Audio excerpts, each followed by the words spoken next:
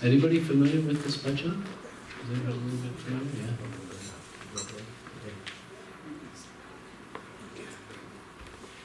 A little secret.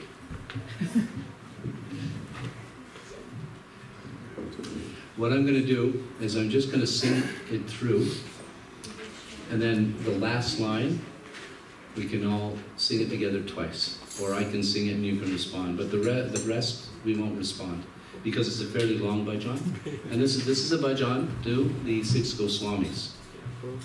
And because we're speaking about Lord Chaitanya and his associates, I thought it would be nice, it would be appropriate to sing, you know, glorify the 6 Goswamis of Vrindavan.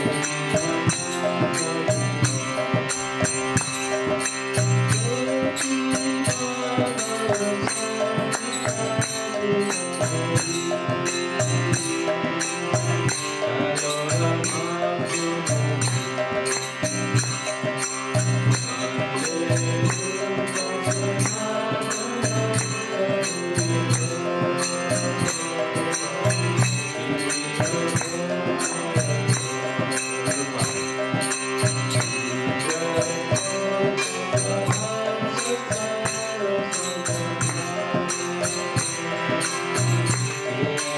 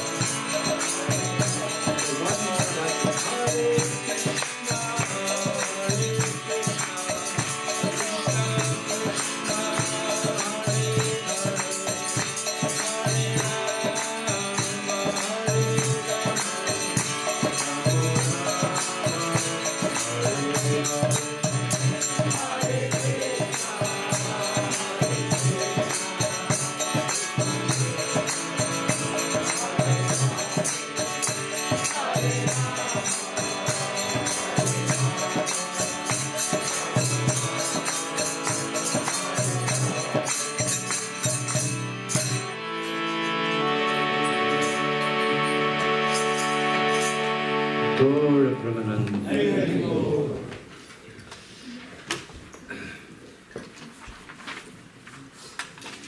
Anybody would like the translation of the bhajan? Some of them have it on the back. So after maybe we can have a look at the translation. There's a very nice prayer by Srinivasacharya in glorification of those 6 great saints of Vrindavan, the 6 Goswamis. We may have to turn the lights down a little bit because I'm just going to chant a few preceding mantras.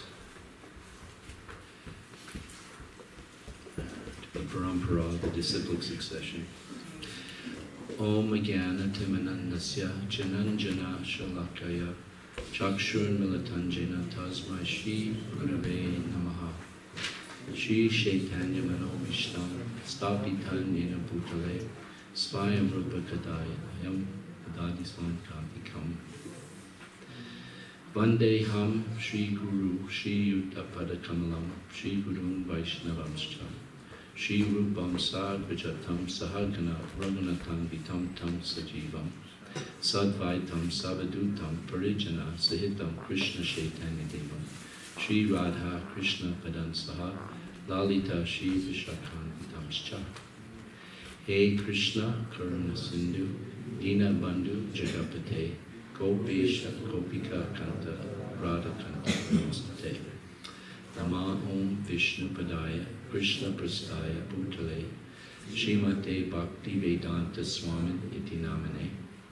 Namaste Saraswati Devi Gauravani Pracharane Nirvishesha Shunyavani Paschat Deshatarane Vancha Kalpatarubhyascha Kripa Sindhubhyevacha Patitanam Pavanibhyo Vaishnavibhyo Namo Namaha Jai Shri Krishna Chaitanya Prabhu Nityananda Shri Advaita Gadadhar Shri Vasapadi Gauravakta Vrinda Hare Krishna Krishna Krishna Hare Hare Hare Ram Ram Ram Hare Hare Hare Krishna Hare Krishna. So, wow, so nice to see so many of you this evening again. It's very inspiring. I really like this temple, you know, it's very neat, meticulous. It's a very nice atmosphere. I was here when they just acquired this building. I remember one lunch, Sadev was off for lunch. I was doing Sankirtan, and he brought me here. He said, we got a new building. And he was really excited. We got a new hall, a very good location. And he brought me here, and I can assure you it didn't look anything like this. I mean, it was just this dusty, empty hall, and I'm thinking, okay. And it's, you know, transformed in a very, very beautiful building. Very practical, the layout and everything. It's nice, and the location is very good. I know, being closer to downtown, the downside is parking, you know, especially when you have special festivals and such. We have Janmashtami in Vancouver. We have a fairly sizable parking lot. When we have Janmashtami in Vancouver, what we do is there's a theater, Michael J. Fox Theater, up the hill from our temple, and they graciously let us use it for our Janmashtami festival if there's nothing going on in the theater on that night. And we hire shuttle buses. We shuttle people, continuously shuttling back and forth. Because we get about, you know, 8,000 to 10,000 people that come for our Janmashtami. We got a big property, and everybody knows the Hare Krishna temple is a place to go for Krishna's birthday. We call it the Krishna's Big Birthday Bash. Anyway, so on our concluding evening, as promised, we're going to do a PowerPoint presentation. And I guess this is kind of like a summary of what we've been speaking about. Probably not going to have too much philosophy. So it's just accompanied with pictures and such. There's a few things that we left out last time. of course, Lord Chaitanya's pastimes, even, what is the saying? If Ananta Dev, with his thousands of mouths, continually talked about the pastimes of Lord Chaitanya Mahaprabhu and was glorifying him, it would come to no end. Even with his 1,000 mouths, speaking a different pastime with each mouth continuously, would never come to the end. So, just the three days of Katha is, nothing. Of course, I'm not Ananta, and if I can get 3 days of Katha, I feel I'm doing pretty good. But in any case, tonight is kind of a summary. Now, this presentation, some of the pictures I've been putting together over quite a number of years. Most of the things now you can just go online and find pictures. Initially, I had to search through books and scan them, and so some of the pictures are maybe, and the presentation is not so slick from a professional corporate presentation, but we get the message across, which I think is really the ultimate objective. So I call this Lord Chaitanya Mahaprabhu, his pastimes and miracles. What I would like everyone to do, whenever there's something that appears to be a miracle, just make a little note and see how many miracles, which number you come up with, okay?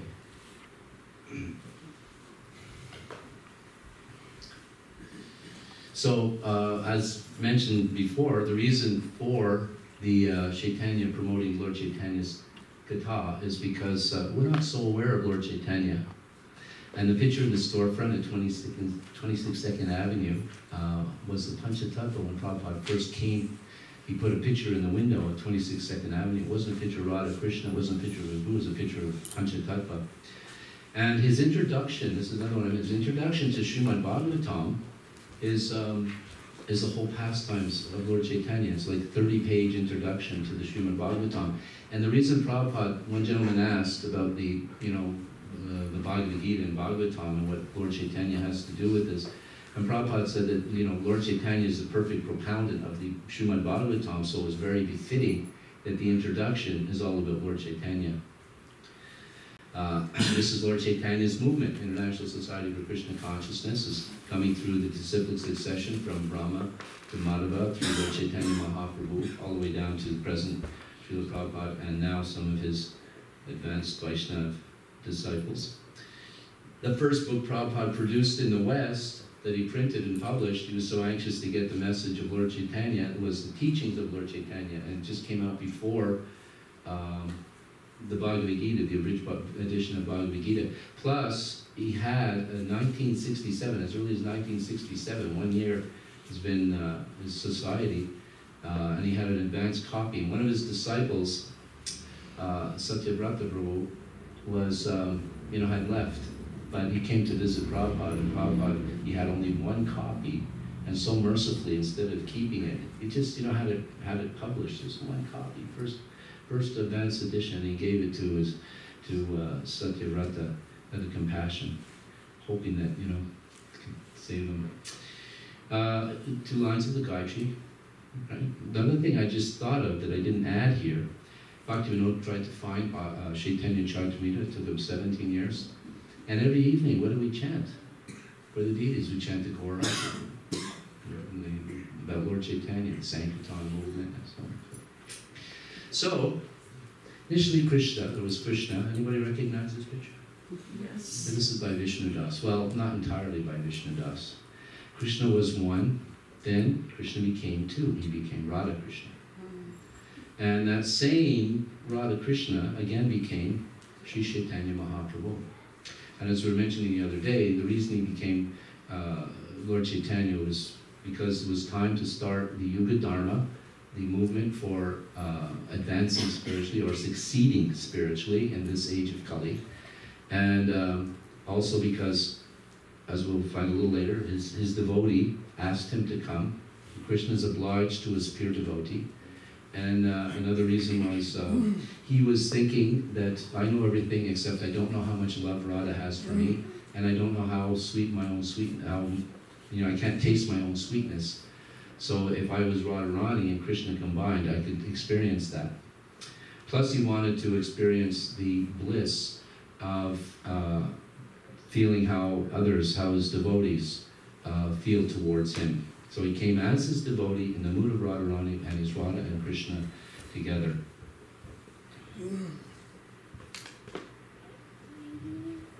Sri Krishna Chaitanya, Radha Krishna, Nahi, Anya.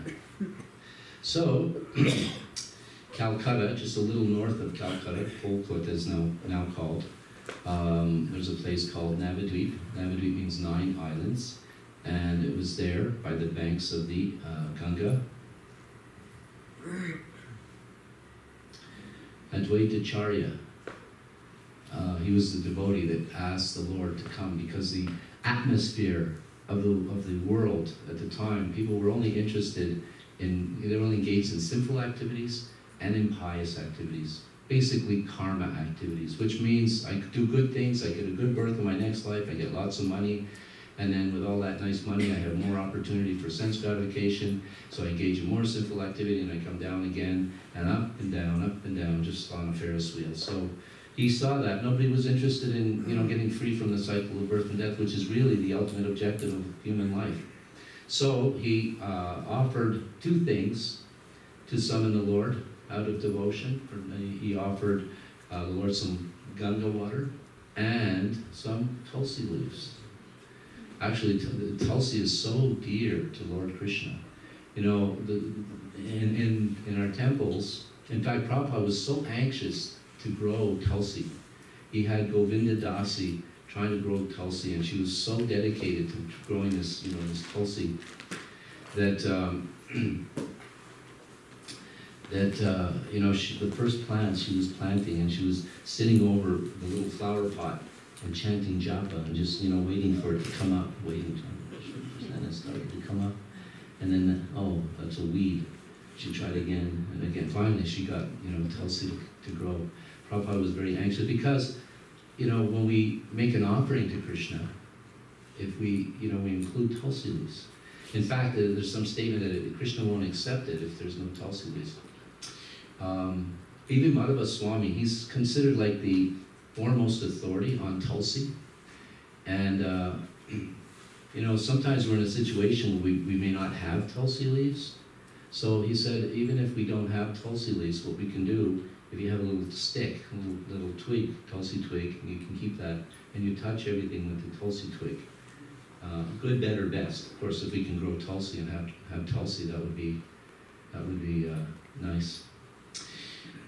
My home temple, Vancouver, we had some really big, huge tulsi plants. In fact, we actually made it on the cover of the Back to Godhead magazine. There was a whole article about our tulsis in Vancouver. You're somebody when you get your picture on the cover of the BTG. And anyway, so because of that, we started a festival. We're probably the only temple in all of ISKCON. We call it the Maha Tulsi Puja Festival. We have it in June. And we bring all the tulsis, we practically clean out our tulsi houses. We have 2 tulsi, and bring them all into the temple room and transform the whole temple room into Vrindavan. Vrinda is another name for tulsi. So tulsi is very, very dear to Krishna. And, just patram pushpam kalam tvayam, if one offers me with love and devotion. Not just offering the tulsi, but with love and devotion. That's the key, love and devotion.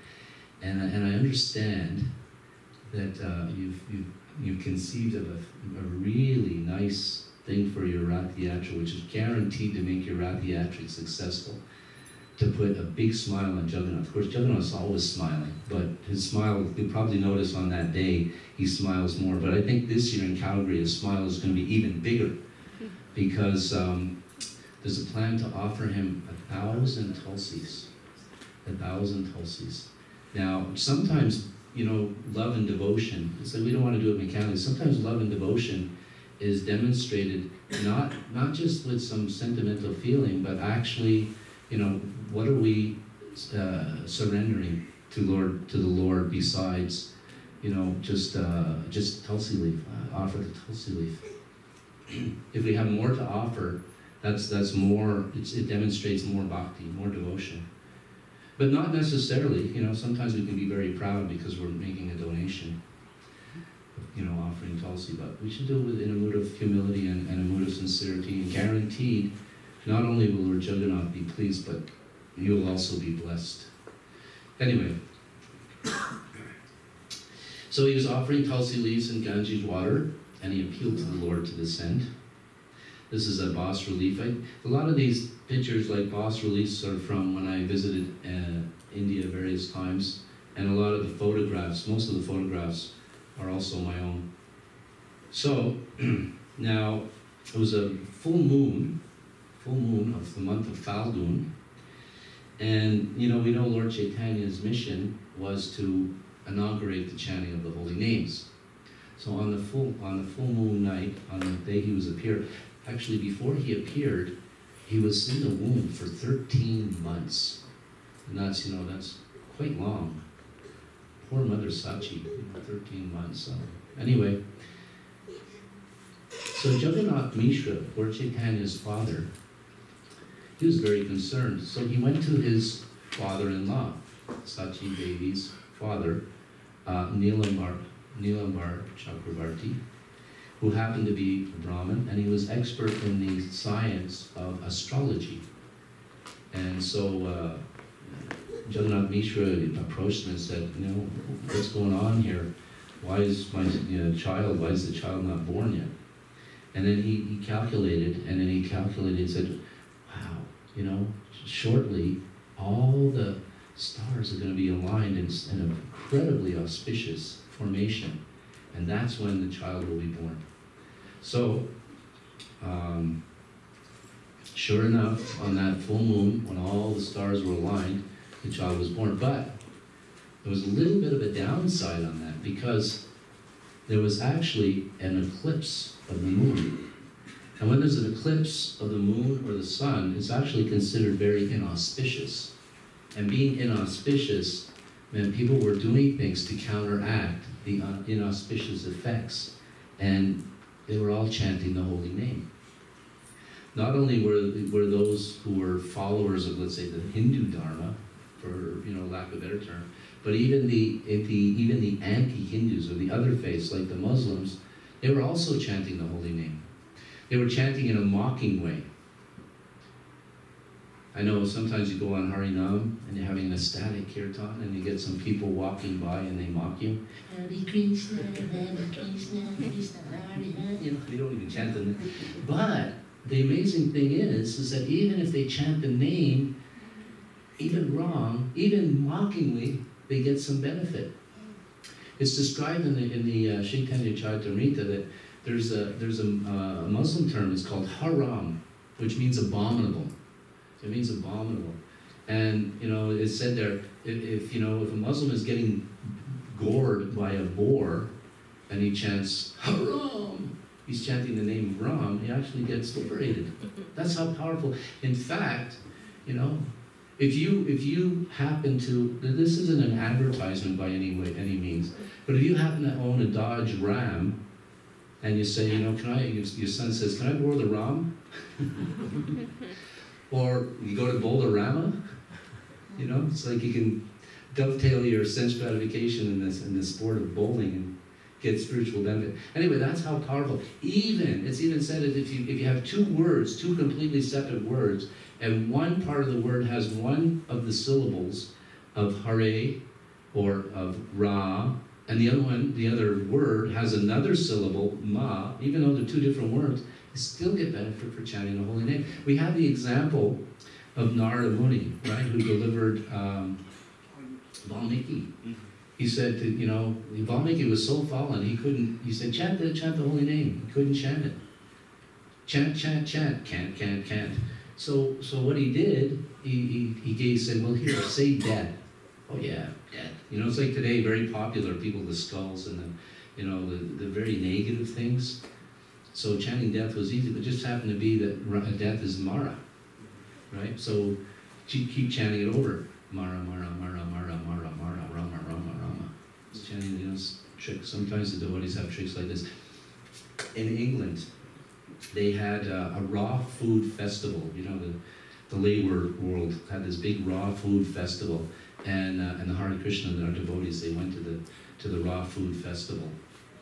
And so, you know, one of the devotees had the opportunity to get up on the stage, and, you know, everybody's into the raw food, so he says, okay, everybody, did you enjoy yourself with all the raw food? Yay! And he says, okay, repeat after me.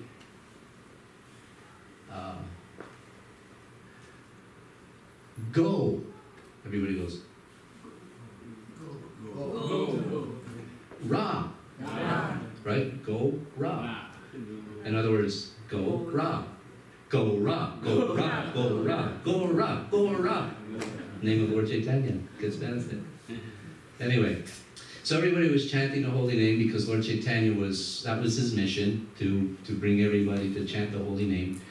And sure enough, he appeared at that time. Everybody was calling, was coming. And of course, we know at the time of his birth is very similar to Krishna's. He didn't actually take birth like an ordinary child coming out of the womb. He just appeared. And it appeared that Mother Sachi was, you know, with child, as they say. But it's not like an ordinary birth. Same with Krishna. And Mother Sachi, she said, you know, she's looking up in the sky and she could actually see these celestial beings. And sometimes they would actually be flower petals would fall out of the sky. Now, I mean, that sounds a little, you know, flower petals falling out of the sky. I know when we had our temple opening in Vancouver, I'm sorry to relate to that, but my whole devotional career has been in Vancouver. On our temple opening, we actually had flowers falling out of the sky. One of our congregational members, he hired a helicopter, filled it full of flowers, and it was actually raining flowers over the temple on our opening. Anyway, you know, things do fall out of the sky. Rain falls out of the sky. Sometimes toads fall out of the sky. They have some, you know, sayings like that. But anyway, so there's sometimes these flowers were falling, and she could see these celestial beings. And Jagannath Mishra said, yeah, he said, you know, also I go in the market and everybody's offering me respects and, you know, giving me gifts for absolutely no reason. So, and then Krishna, then Lord Chaitanya, he appeared. He just appeared, you know, and that's how it happened. It's very similar to Krishna. Krishna just appeared. Of course, Krishna was a little different. When he appeared as four-handed Vishnu, but baby four-handed Vishnu. If you look in the Krishna book and in the 10th canto, it's actually his little baby Vishnu, not a full-grown, little baby Vishnu. That's cute, little cute. Anybody have a little cute baby Vishnu? When he appeared, he had all the markings of a 32. There's 32 characteristics. He had all the 32 characteristics on his body: his palms, his feet, his hair. So many are thick, so many are long, so many are small, so many are short, so many are soft. And he had all the 32 qualities. So, what was going on in the world when Lord Chaitanya Mahaprabhu appeared? It was actually just at the beginning of the Renaissance era. The Renaissance started a few years before that, but it was the beginning of the Renaissance era.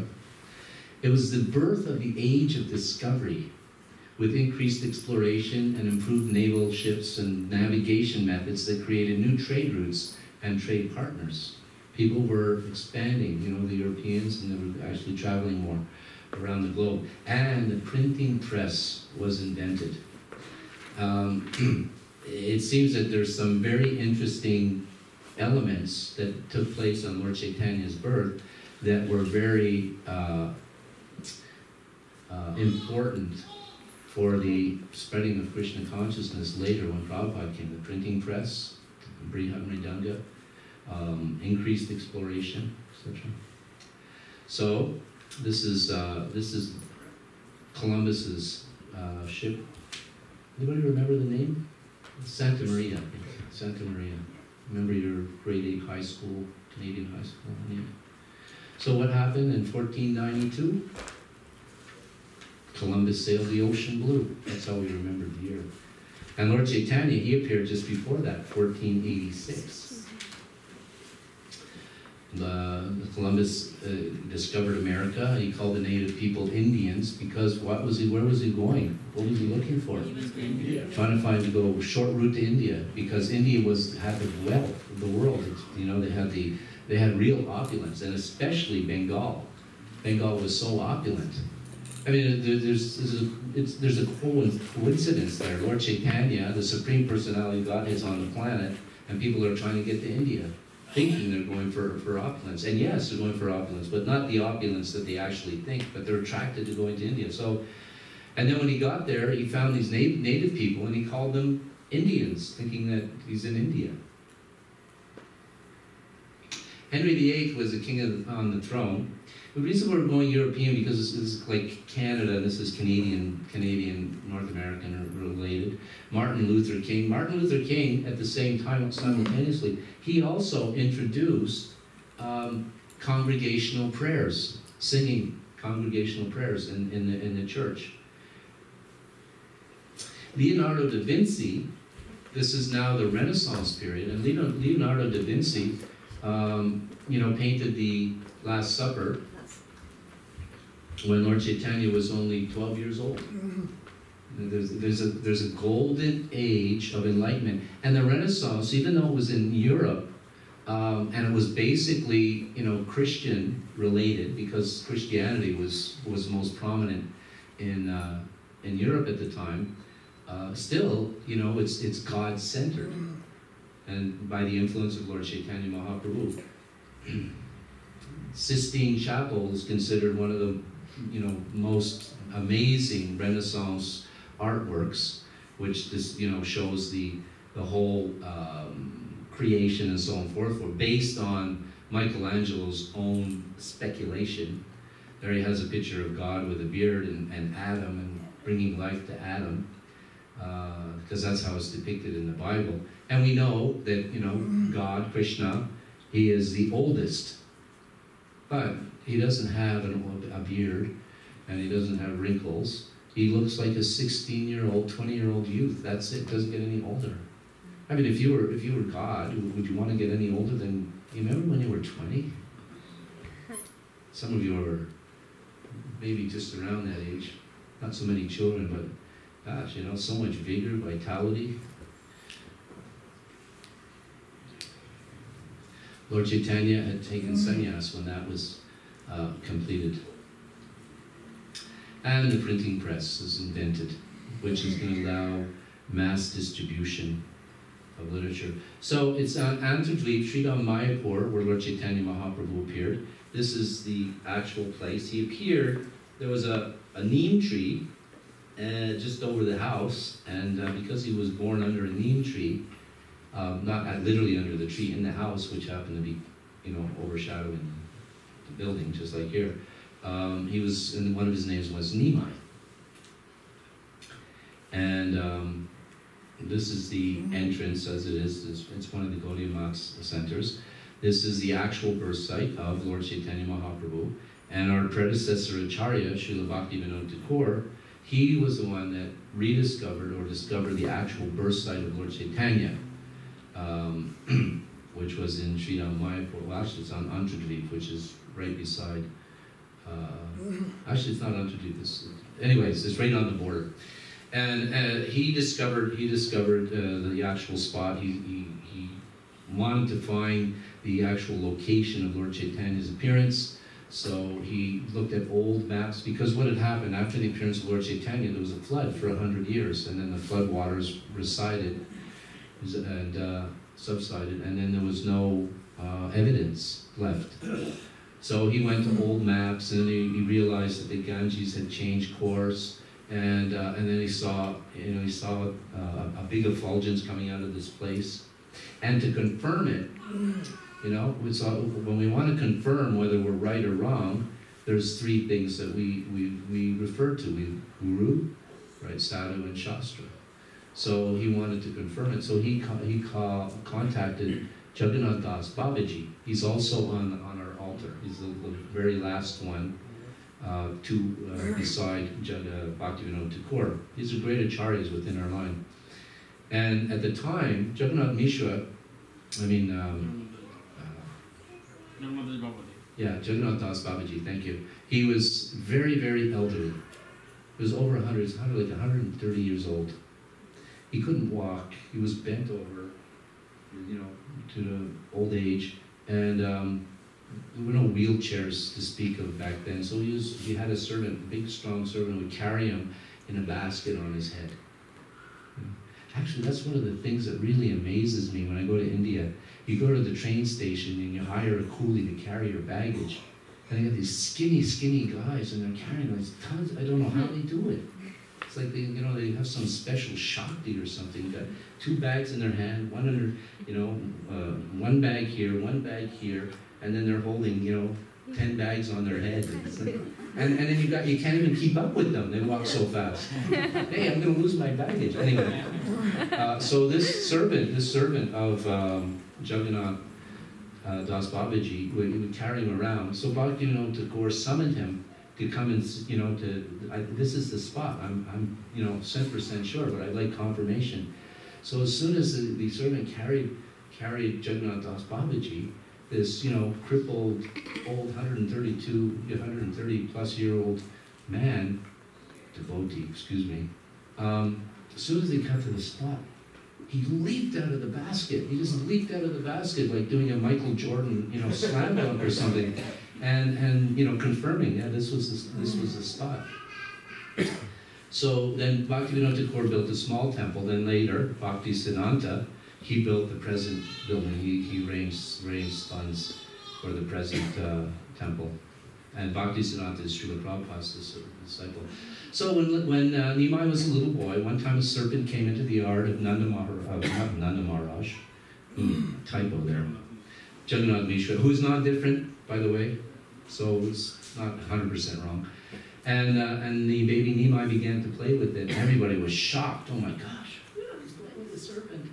But it was actually turned out to just be an Antashesh who wanted to come and take darshan of his Lord. There's a picture of the Antashesh, the Lord Vishnu. One time, this is a nice pastime. One time, I know the senior devotees, they know these pastimes. One time, a Brahmana came to the house of Jagannath Mishra, Lord Chaitanya, or Nimai. We'll call him Nimai from this point. Nimai, baby Nimai. And the Brahmana was given all facility by the family. They're very happy. They have an advanced, Brahmana. That's the culture. So please, here's all the cooking ingredients. Here's the clean kitchen. Make your offering. Cook and make your offering. So he made a nice offering, and then he puts it on the altar, and he starts offering it to the Lord. My dear Lord, please come and take your meal. And the next thing you know is this little baby, Nimai, comes crawling in, climbs up on the altar, and starts eating the prasadam, or the offering. And the Brahman is, because when we make an offering, actually, Yat karoshi yashnadashi, whatever you do, whatever you offer, whatever activities you perform, you should do that as an offering to Krishna. So as devotees, we don't just cook and eat, but rather we cook it, prepare it, nice mentality, and first we offer it to Krishna. And then if it's done with devotion and it's nice, vegetarian, patram pushpam palam toyam, then he will accept it. And when he accepts it, it becomes his mercy. And not only that, there's no karma related to it. Even if we're vegetarians and we prepare something with vegetarians, still there's karma related. We purchase it for somebody, we pay the money to, that person, will take the money, and if he's the transporter or the grower or the preparer or whatever, they'll take the money, engage in sinful activities. You're actually karmically connected, even if it's being vegetarian. So whatever we eat, we first offer it to Krishna with devotion, and he takes away the karma. So sometimes we call our diet karma-free diet. So anyway, so the Brahmana was, and if it's eaten or tasted before it's offered, it's spoiled. That's the point I was making. So the Brahmana saw this little baby, ate it, it's spoiled. It cannot, it's not offerable. So basically, put it aside.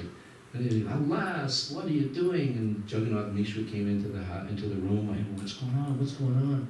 He said, your baby, before it's offered, he ate it before it's being finished offered. Usually when you put it on the altar, you wait about 10 minutes, 15 minutes for the Lord to, enjoy it.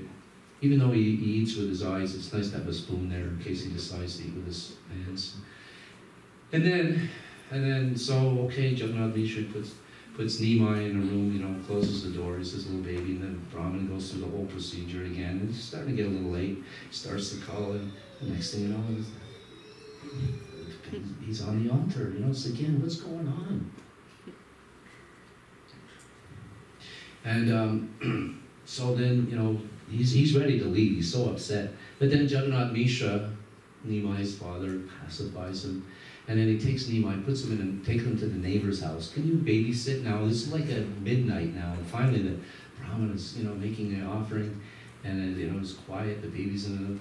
And the next thing you know, he's there again, eating. And he goes, what's going on, And then then little Nimai says, well, you make this offering, you call me to eat it, and then you get annoyed when I accept it. What's wrong with you? And the Brahmana was like, he was overwhelmed. And then Nimai manifested as Lord Krishna in front of the Brahmana. But he told the Brahmana, don't tell anybody. I don't want anybody to know that this happened. Now, what I can't understand is if he's not supposed to tell anybody, how do we know about it? The only thing I can guess is that the Brahmana, he had a wife, and he told his wife. The curse of the Yudhisthira? Was it Yudhisthira? Anyway. No offense, ladies.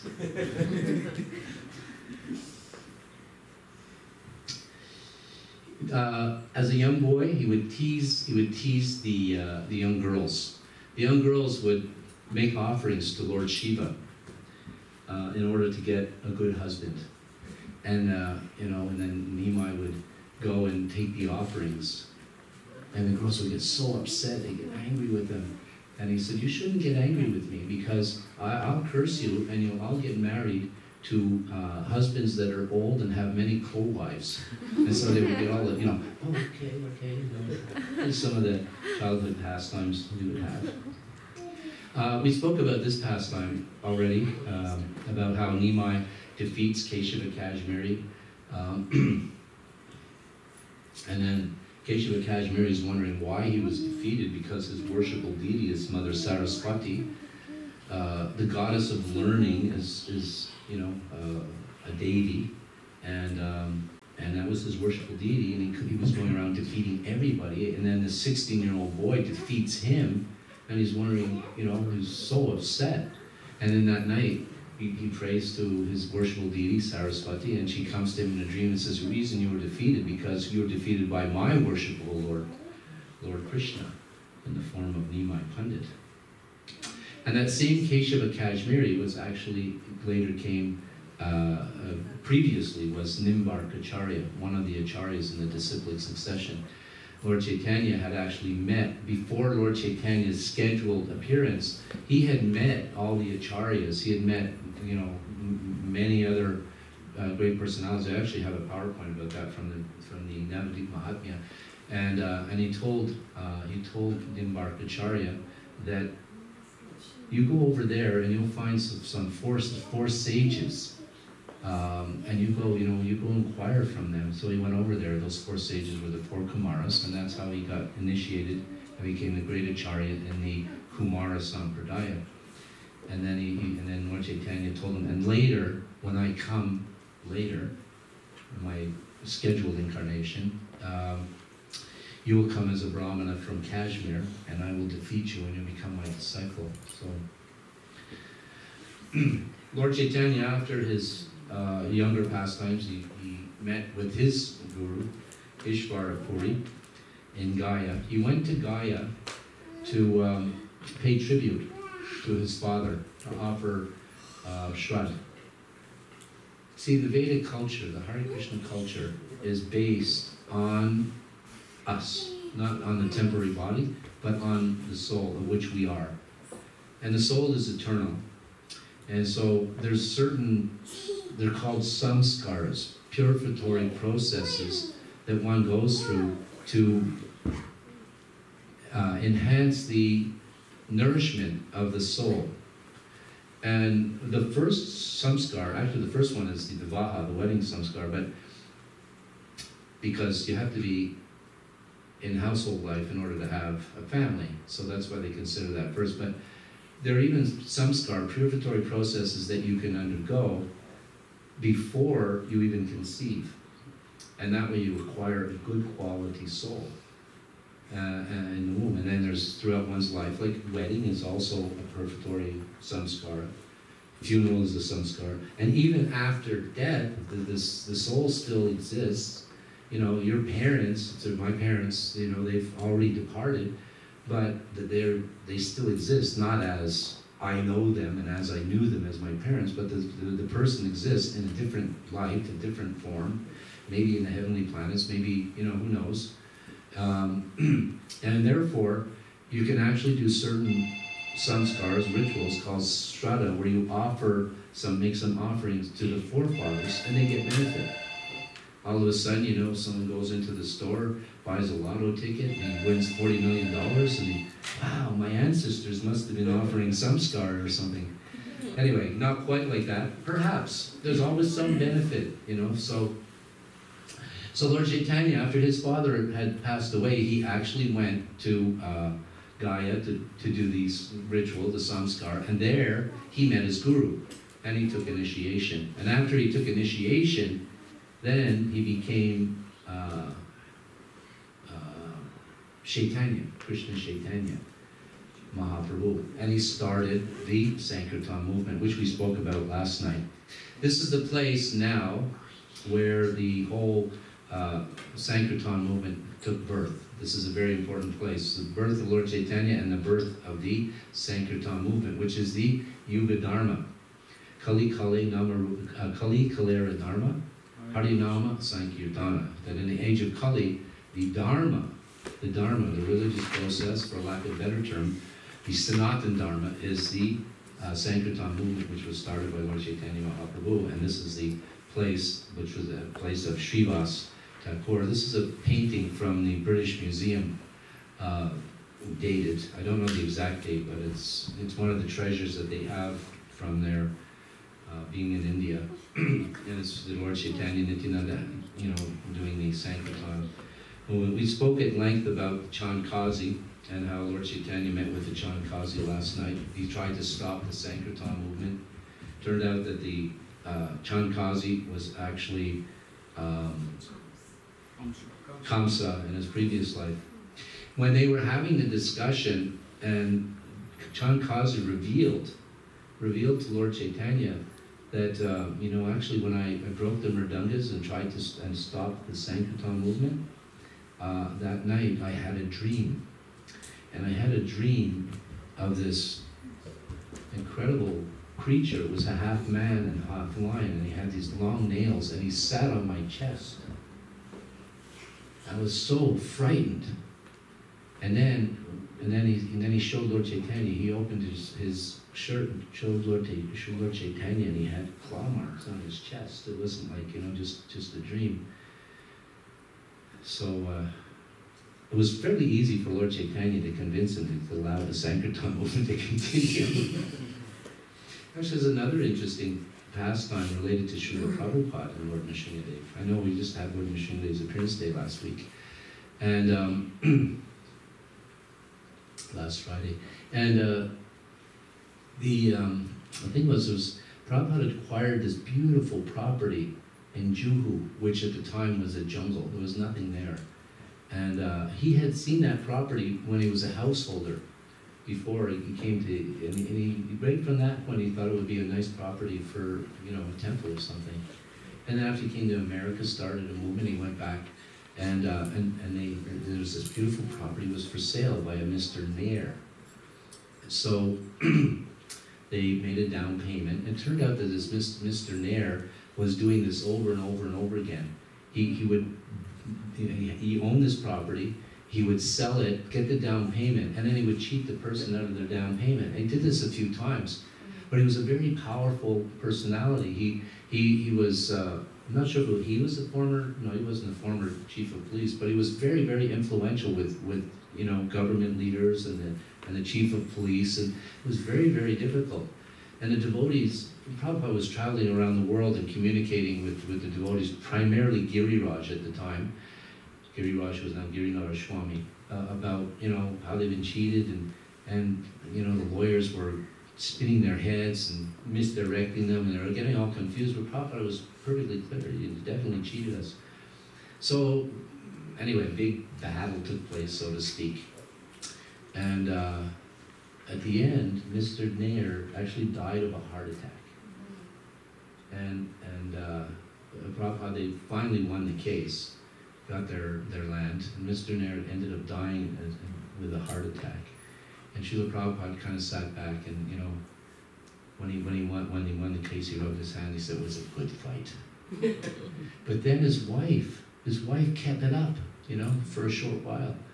But then one day she came to Prabhupada, and she, you know, she was kneeling and her head on Prabhupada's lap in tears, and Prabhupada was stroking her head. He said, and she revealed, she said, my husband told me just before he died, he had this dream of this half man, half lion. Be careful when you're messing with the pure devotees, you know. Yeah. Anyway, so as we mentioned also, Krishna killed Kamsa. Kamsa merged into Krishna, but Lord Chaitanya is so merciful that he actually gave pure bhakti to the Chandkasi. He didn't kill him, he gave him Krishna Prem, which is the highest benefit. Better than dying, better than merging into the body of the Lord. Just see the mercy of Lord Chaitanya Mahaprabhu. We also mentioned, talked about this. This is a little bas relief superimposed over a photograph of the Gurukul estate in Mayapur. When Lord Chaitanya would go on Harinam, they would come to this, the devotees were thirsty and a little bit tired. He put a mango seed into the ground, and immediately a mango tree grew, and on the mango tree, the mangoes had no skin and they had no seeds, and that certainly was the king of fruits. And this is the place as it looks now, and those are mango trees, but unfortunately they're not exactly the same. They have skin and seeds. Then we talked a little bit about the pastimes of Jagai and Madai, how Nityananda had and tried to encourage them to chant Hare Krishna. They were very, very, very fallen. They're former sons of highly respected brahmanas. This is a warning. Even if you're coming from a very respected family, if you have bad association, then you can become very degraded. You judge a tree, you judge a person by the company they keep. So they became very degraded, became debauchees, drunkards, aggressors, womanizers, intoxicators. And so Nityananda decided if we can deliver them, it'll be very glorious. And so one of them hit Nityananda over the head with a water pot. Lord Chaitanya came to kill him, and Nityananda, you know, stopped him. He said, because if you kill him in Kali Yuga, you're going to just have to kill everybody. It's the sinful activities, the tendencies that we want to kill. There's a more recent painting. So Lord Chaitanya allowed him to, you know, be spared. And immediately when Nityananda acted that way, Jagai and Madai, they became surrendered. And they and they asked for their forgiveness. Now, we know previously that they were Jagai and Madai, who first were Hiranyakashipu and Hiranyaksha, and then Ravan and Kumbhakarna, and then Dantravaka and Shishupal, in Lord Nrsimhadev Leela, then Ram Leela, and then Krishna Leela. And they were only supposed to take 3 births, so why did they take birth as Jagai and Madai? Well, actually, there's 2 reasons. I'm not sure if I mentioned this the other night, but one of the reasons was that they heard about Lord Chaitanya's Leela, and it being so sweet, they wanted to be part of it. Just like Lord Brahma wanted to be part of it, so he came as Haridas Thakur. And others, they heard about it, they want to become part of it.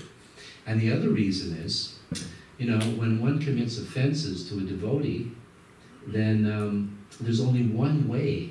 Remember we were talking about Sachi Devi, how she committed an offense to Advaitacharya, and even though Lord Chaitanya was benedicting everybody, he didn't benedict his own mother, and the reason was because she committed an offense. And the only way you can alleviate an offense to a Vaishnava is by asking for forgiveness.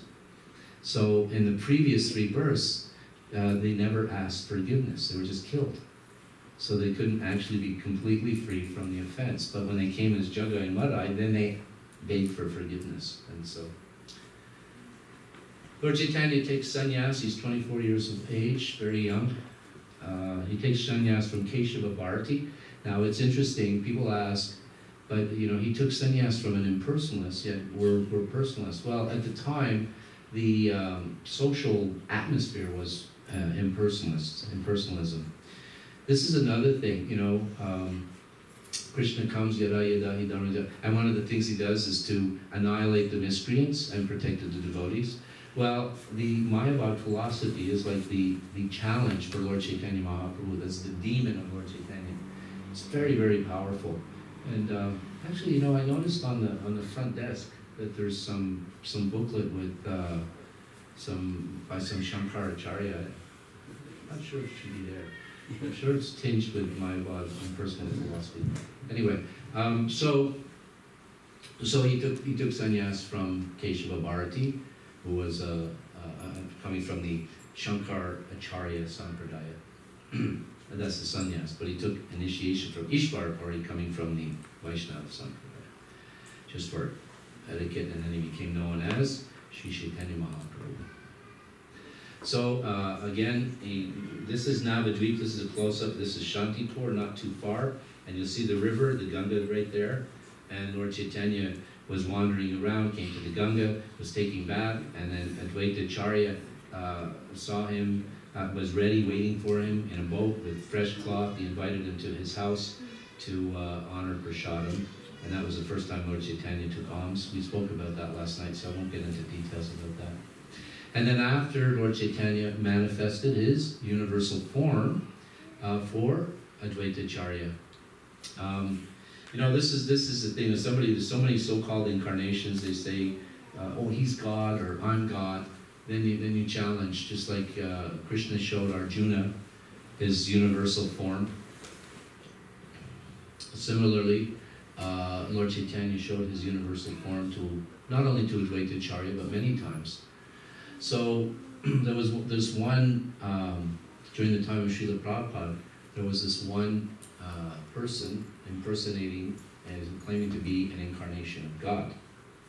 So the devotees are all fired up. Prabhupada says, if somebody claims to be God, then ask them to show the universal form. You think you're God? Show me your universal form. So they're all, we're going to go get this guy. So they go and it's giving a big lecture. And then, one of the devotees says, "Okay, any questions?" He said, "You claim to be God. So if you're God, show me your universal form." The Pandit said, "I will gladly show you my universal form, but first you have to be like Arjuna, you have to be qualified." They were defeated, they kind of turned around, crawled out. They told Prabhupada, and Prabhupada said, this is a good one for Rita. Prabhupada said, if he claims to be God, and he can show his universe, has his disciples seen? If he cannot make his disciples come up to his level, then he's not Guru. But to speak of being God. Because a bona fide spiritual master is capable to bring his disciples up to his own position, his own level. Not that anybody would be able to come up to the level of Prabhupada, but so I thought that was a pretty brilliant. They were satisfied, "Oh, thank you, Prabhupada. Yes, next time we'll do that." So this is Shantipur as it looked in 2005. This is a room where Advaita Acharya on the right, Lord Chaitanya Mil and Lord Nityananda, they would sit. You see the three sitting places. They would sit there and they would discuss, strategize how to spread the Sankirtan movement throughout the universe. This is Advaita Acharya's residence. These are said to be the Shalagram Shilas that Shankaracharya had offered the Ganga and the Tulsi petals to. What did I say? Oh, I'm sorry. Jai Govinda is actually in Mayavadi in disguise. So, actually, I'm going a little slow. I'm probably not even halfway through. So, anyway, next time we'll get it where we. So there's Calcutta and Mayapur. And then down here is Jagannath Puri. Lord Chaitanya. This is famous for the famous temple of Jagannath Puri. It's one of the classic style of temples in that area on the the east coast, Bengal, Orissa. Lord Chaitanya, he left Shantipur, he went to Jagannath Puri. The first time he walked into the temple, he saw the deities. He was so overwhelmed in ecstasy that he fainted right on the spot. And, you know, it's considered an offense to be sleeping in front of the deity.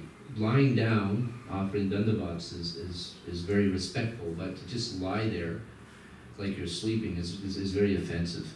So the guards, they saw this, you know, this sannyasi just lying there, so they picked up their sticks.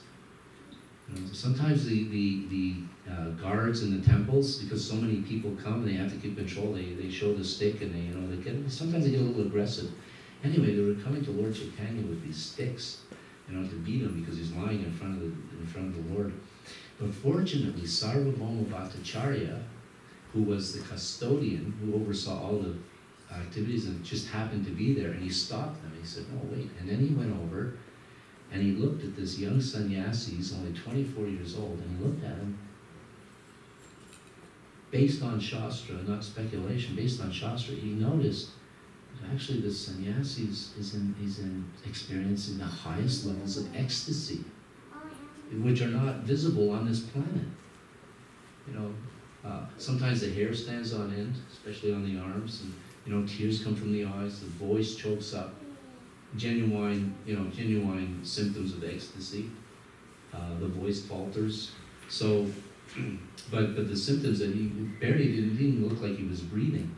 So he had him carry Lord Chaitanya to his home. This is how his home looks today. You see the temple in the background. Unfortunately, it's pretty much in ruins, but they are working to rebuild it and try to keep it. This is the room said to be where Lord Chaitanya was brought. You can see the temple of Jagannath through the grated window. And then after Lord Chaitanya was brought to consciousness, Sarvabhauma first tested with a cotton swab. You can see, oh, he is actually breathing because his fine hairs on the cotton swab are moving. And then he brought him, and he was concerned. Sarvabhauma Bhattacharya, you can see he's elderly.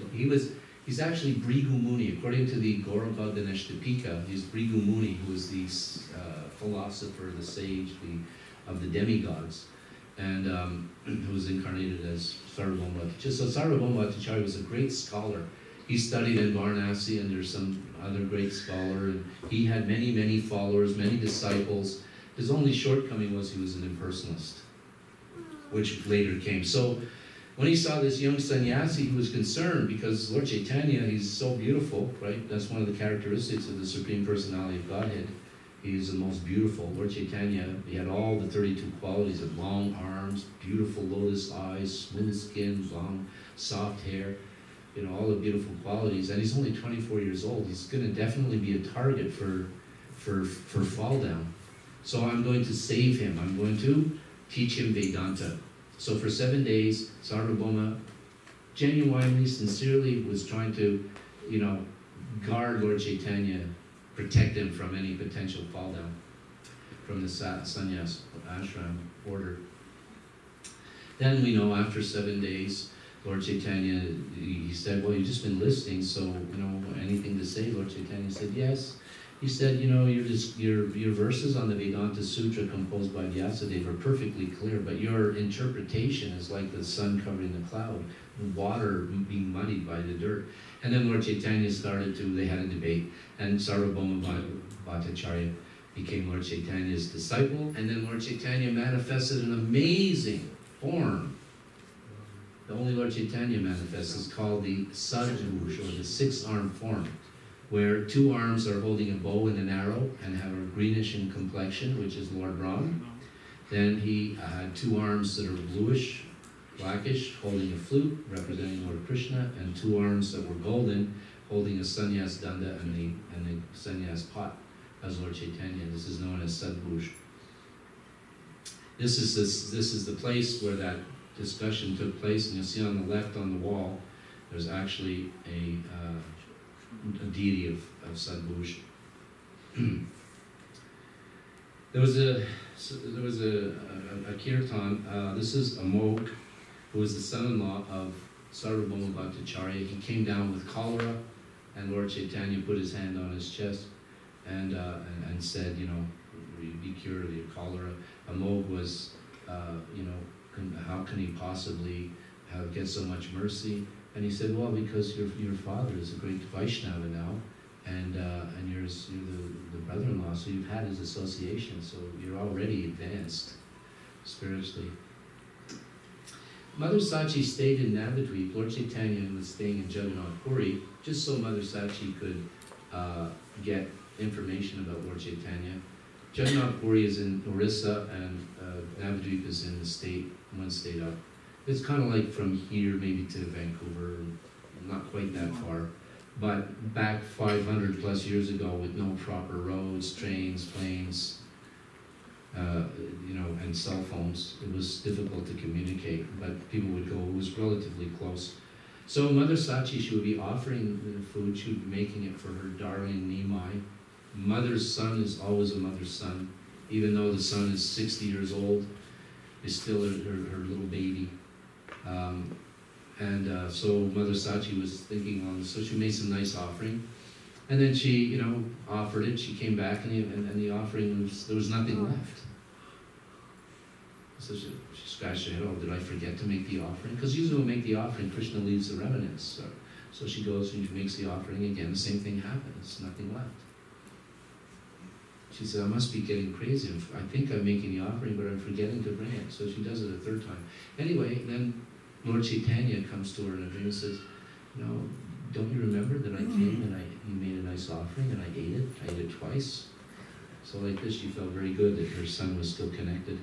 Then Lord Chaitanya started on a tour of South India. We went around Jagannath, all the way around, I guess you could say Kanyakumari now, they changed the name.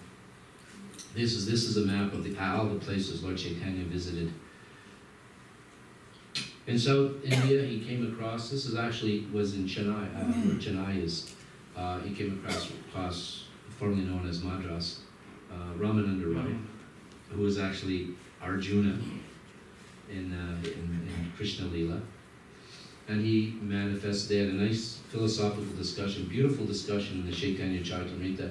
And then Lord Chaitanya manifested for Ramananda Roy his form as Radha and Krishna. Anybody still remembering to count the number of miracles?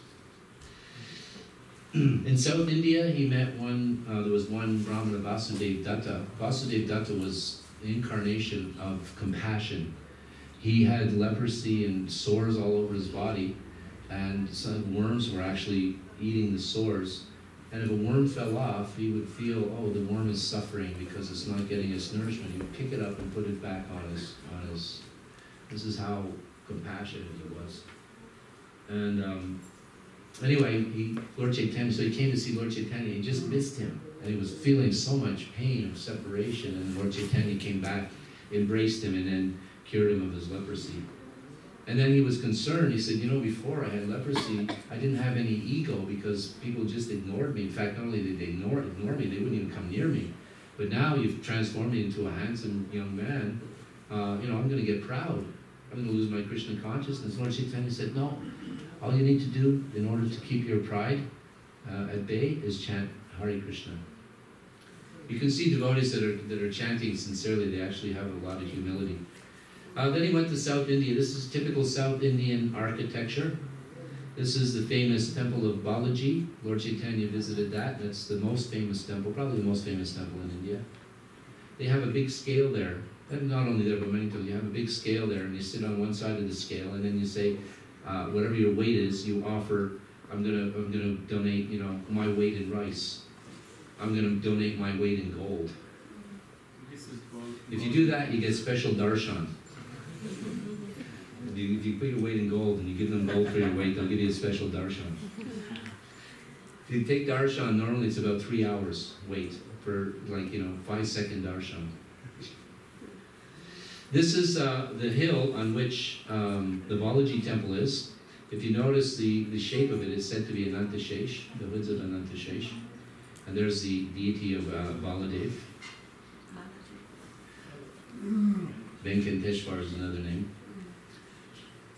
Then Lord Chaitanya returned to Jagannath Puri. He came to Sarendra Kund, Narendra Sarovar. There we go. I'm so bad with these names.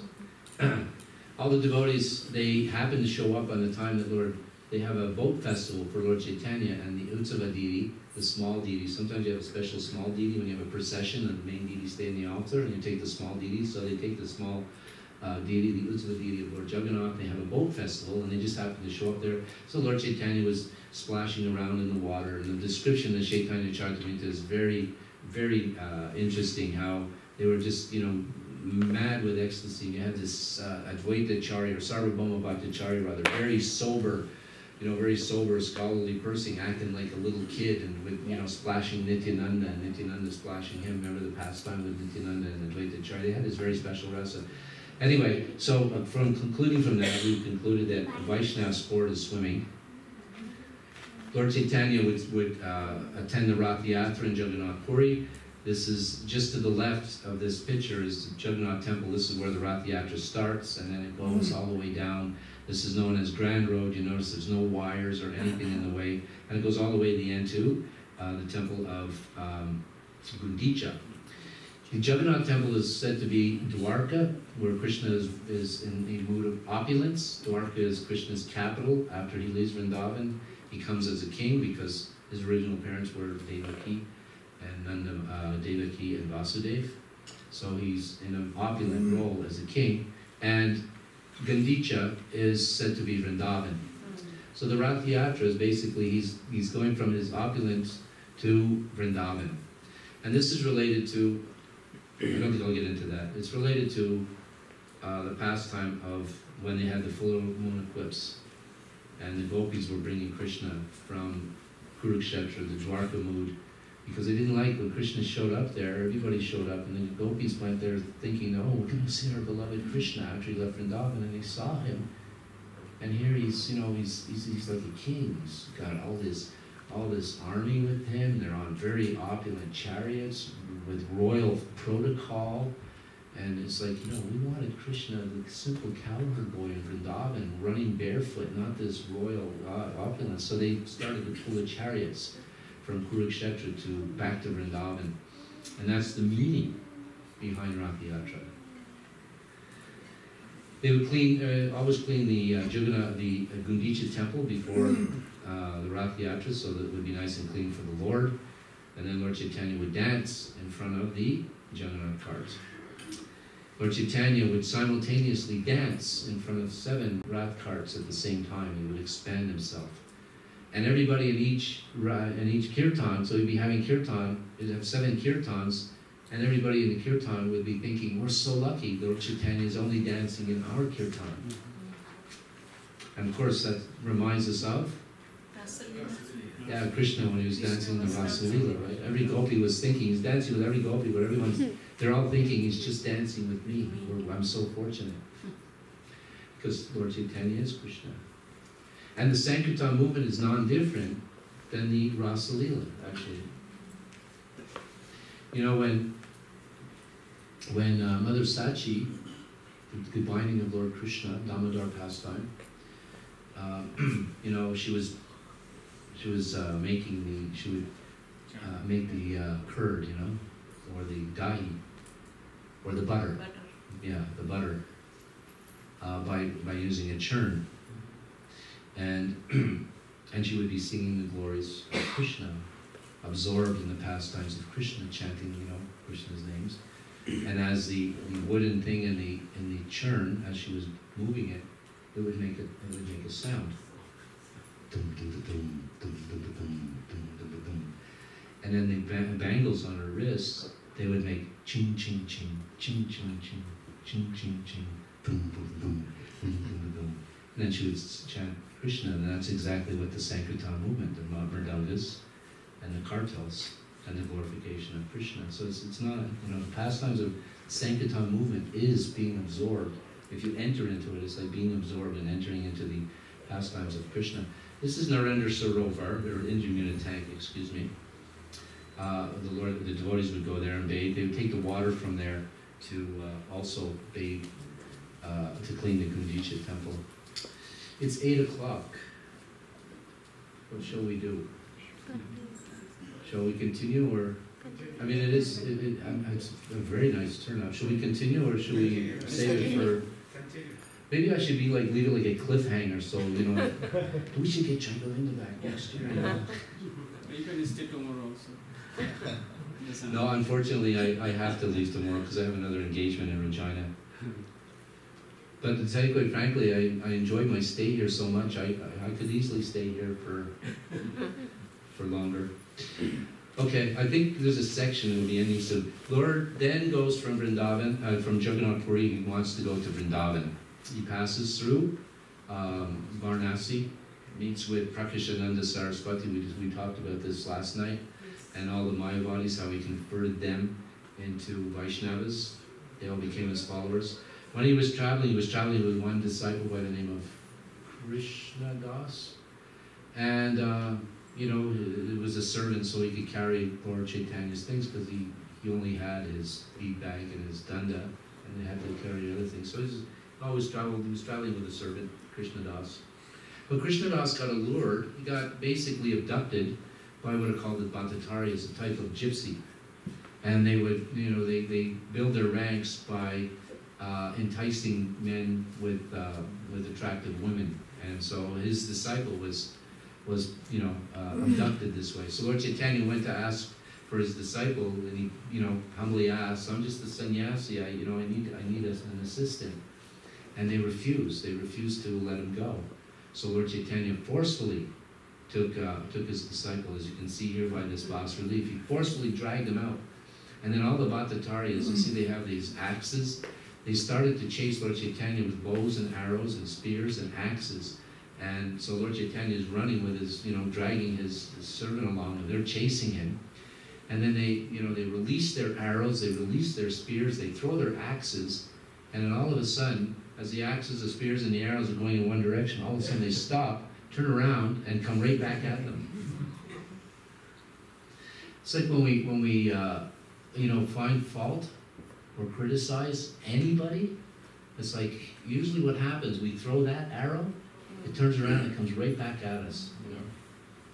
It's like, that's what I've noticed over the course of my devotional career. You know, you see a discrepancy and you think about it, and the next thing you know, you have the same discrepancy. Another time he was going, he tried to go to Vrindavan 3 times. Another time he was going, and he said, I don't want to go, I don't want any servant, because first of all, you know, when I took sannyas and I was going to Vrindavan, you cheated me, you sent me to the Ganges and to Shantipur. And then the second time I had this servant who got abducted. It was so, you know, it was so inconvenient. From now on, I'm going to go alone. But they managed to convince him to take another servant, Balabhadra, his name was. And anyway, he's going through the jungle, you know, walking through the jungle. There's a tiger lying across the road. And he kicks the tiger and he says, Tiger, get up, chant Hare Krishna. And the tiger gets up and starts chanting Hare Krishna. Lord Chaitanya is the Supreme Personality of Godhead. There's a spirit soul in a tiger's body, which is also Krishna conscious. It's just in a tiger's body, it's much more covered over. But he's so, you know, he's a Supreme Lord. He completely uncovered the bodily identification of the tiger. And then he went to bathe in the lake. He went to bathe in the lake, and all of a sudden, a whole herd of elephants came charging into the lake. Now, the Chaitanya Charitamrita describes they're not ordinary elephants. These elephants were mad elephants. Elephants are pretty, you know, pretty dangerous in the wild as ever. These ones were mad elephants. They come charging in the water. Lord Chaitanya takes some water and he splashes it on the elephants and says, chant Hare Krishna. And all the elephants get up and start chanting Hare Krishna. And then the deer started to follow him. He's so attractive, the deer started following him.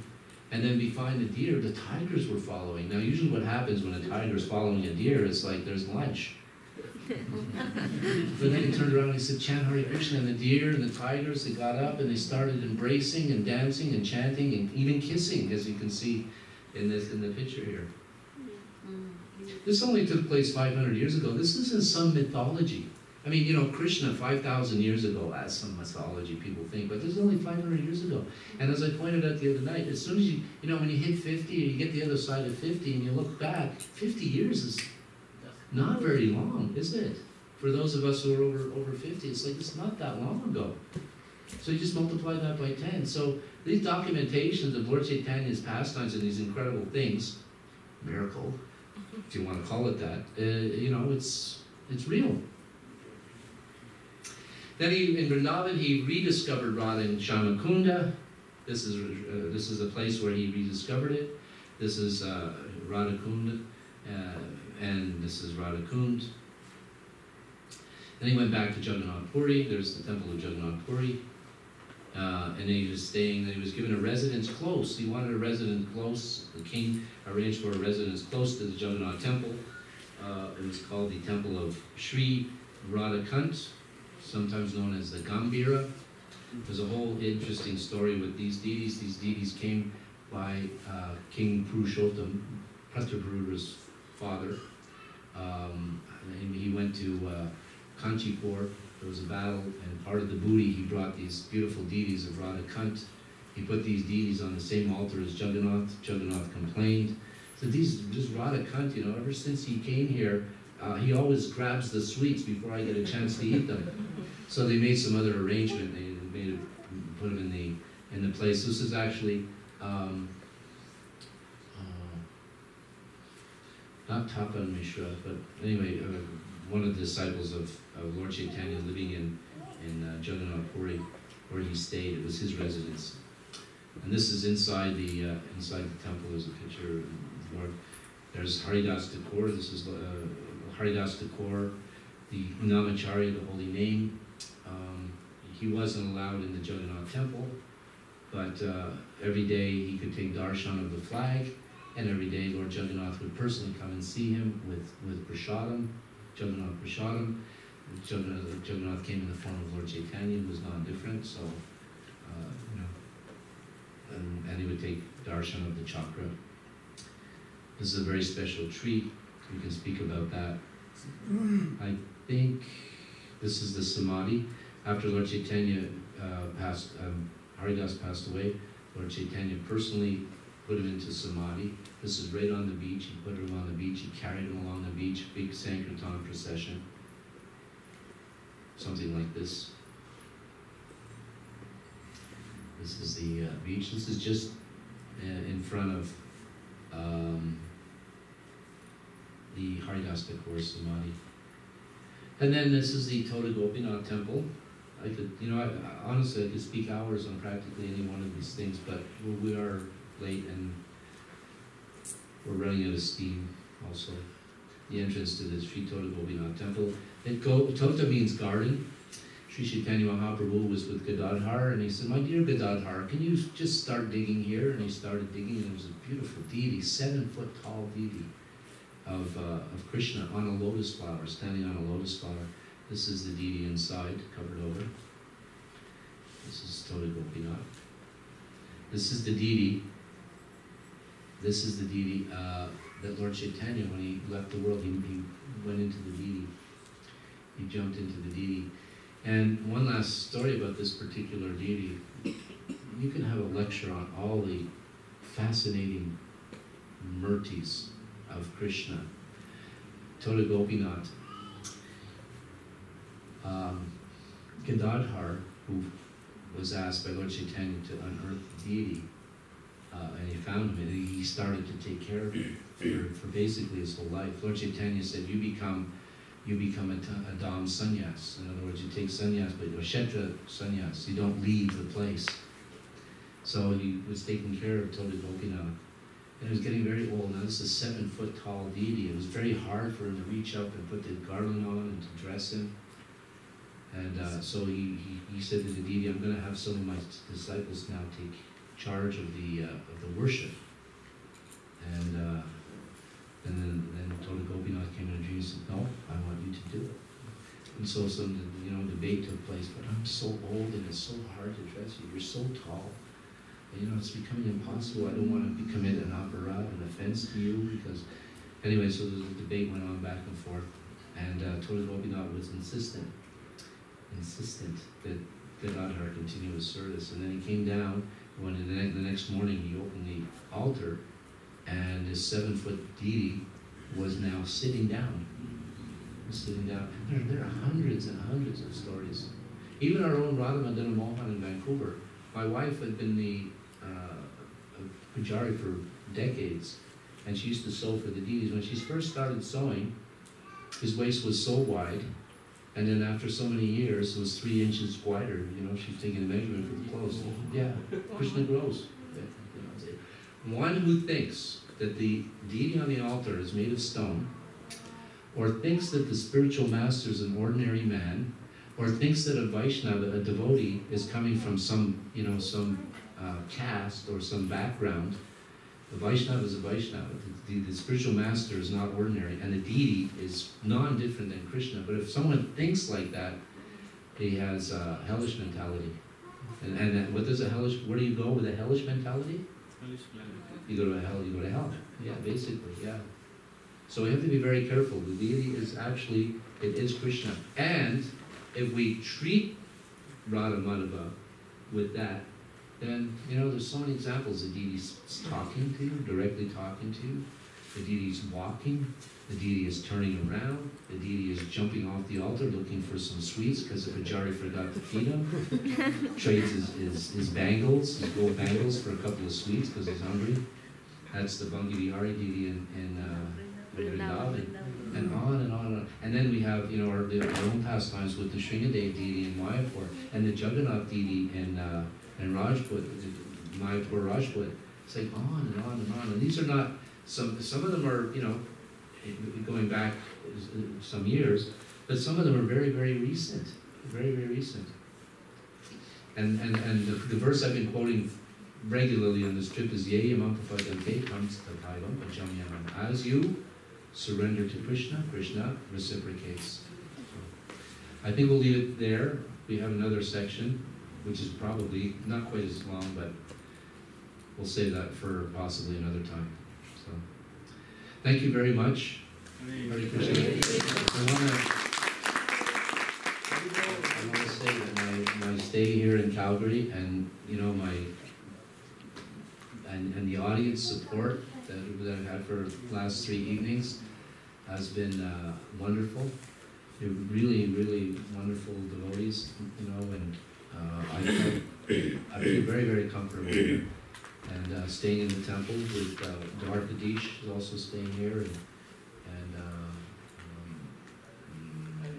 Kalindi Mataji. So it's beautiful, beautiful devotees. It's going to be hard for me to leave tomorrow. And what to speak of the wonderful prasadam. So you actually just judge the temple by the prasadam, The rest doesn't matter. So, thank you.